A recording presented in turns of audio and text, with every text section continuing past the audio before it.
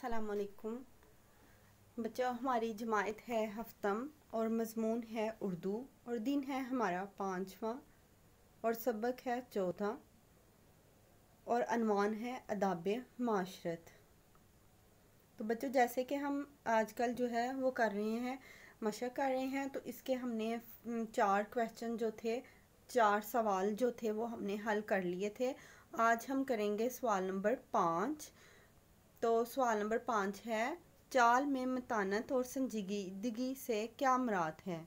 तो इसका जवाब है, चाल में मतानत और संजीदगी से मुराद है कि चाल में अकड़, गुरूर और तकब्बर ना हो, बल्कि अज्ज़ो इंकिसारी से कदम उठाया जाए।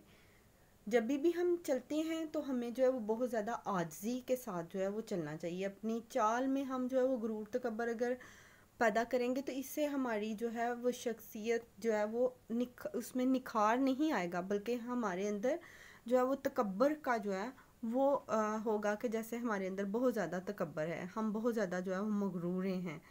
तो सवाल नंबर 6 है, अगर गलती सरजद हो जाए तो क्या करना चाहिए।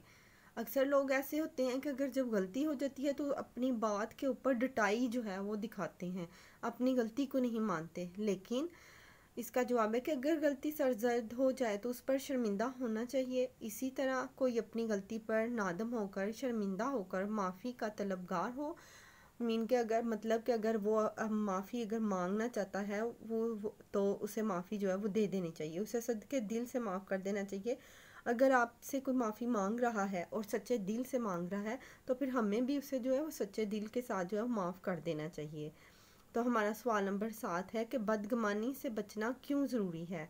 तो बच्चों, इसका जवाब है कि बदगुमानी से बचना इसलिए ज़रूरी है कि इससे इस शख्स की दिल आज़ारी होती है जिसके बारे में बदगुमानी की जाए। इससे एक दूसरे के दिल में रंजिश पैदा होती है, बाज़-औक़ात मामला लड़ाई झगड़े तक पहुंच जाता है। तो बच्चों, हमने जो है वो ये सवाल तो हमने पढ़ा है कि बदगुमानी से बचना क्यों ज़रूरी है।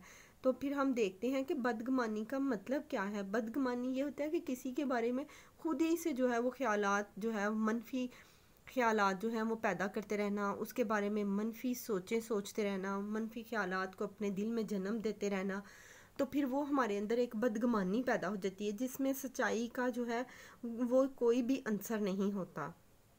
तो सवाल नंबर 8 है कि अगर सुनी सुनाई बात को बगैर तहकीक के आगे फैला दिया जाए तो इससे क्या होता है। बगैर तहकीक के मतलब कि उसके अंदर कोई सच्चाई का सबूत ही नहीं है, उसके अंदर कोई हकीकत ही नहीं है, और हमने सुनी सुनाई बात इससे सुनी और उसके आगे दे दिया, आपके पास कोई सबूत ही नहीं है और आपने बगैर सबूत के वो बात को आगे कर दिया है। तो इसका जवाब है कि अगर सुनी सुनाई बात को बगैर तहकीक के आपने उसकी जांच पड़ताल नहीं की, आपने उसके अंदर हकीकत को जानने की कोशिश नहीं की और उसको आगे फैला दिया है, तो इससे फिर माशरे में बदअमनी और इंतशार फसाद पैदा होता है।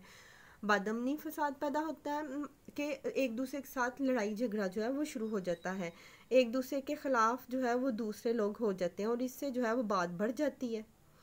तो हमें जो है वो एक बगैर किसी भी बात की तहकीक के जो है बात को आगे जो है वो नहीं फैलाना चाहिए, जिससे और ऐसी कोई भी जो है वो बात नहीं करनी चाहिए जिसकी वजह से जो है वो लड़ाई झगड़ा पैदा हो जाए।